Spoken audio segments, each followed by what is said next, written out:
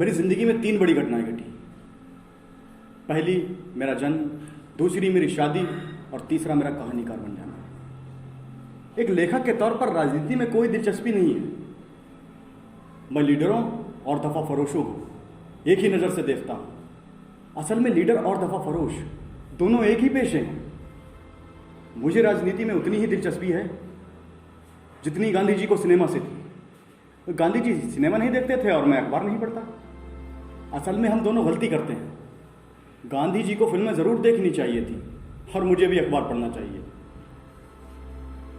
मुझसे अक्सर पूछा जाता है कि मैं कहानी कैसे लिखता हूँ, तो मैं इसके जवाब में कहना चाहूँगा कि शराब की तरह कहानी लिखने की आदत पड़ गई है।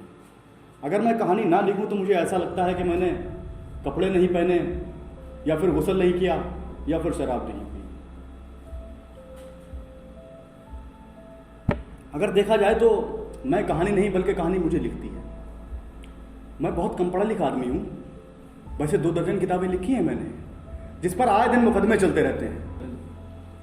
अगर कलम मेरे हाथ में ना हो तो मैं सिर्फ शहादत हसन होता हूँ। यकीन मानो, कहानी मेरे दिमाग में नहीं, मेरी जेब में होती है, जिसकी मुझे कोई खबर नहीं होती। मैं कहानी लिखने की बहुत कोशिश करता हूँ, पर कोई कहानी मेरे दिमाग में नहीं आती। अनलिखी कहानी की कीमत पेशगी वसूल कर चुका हूँ, इसलिए बड़ी झुंझलाहट होती है। आखिर में थक हार कर एक बांझ औरत की तरह लेट जाता हूँ।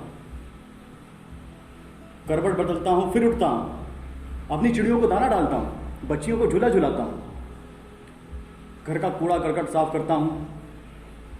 लेकिन कमबख्त जो कहानी मेरी जेब में होती है वो दिमाग में नहीं आती।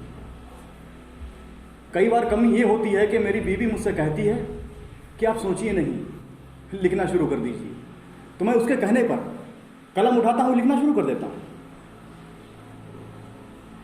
यकीन मानिए आप, उस वक्त दिमाग तो खाली होता है पर जेब भरी हुई होती है। तो कोई ना कोई कहानी अपने आप उछल कर बाहर आती है। तो उस नुक्ते से मैं अपने आप को कहानीकार नहीं बल्कि एक जेब कतरा समझता हूँ, जो अपनी ही जेब काट कर इस जमाने के हवाले कर देता है।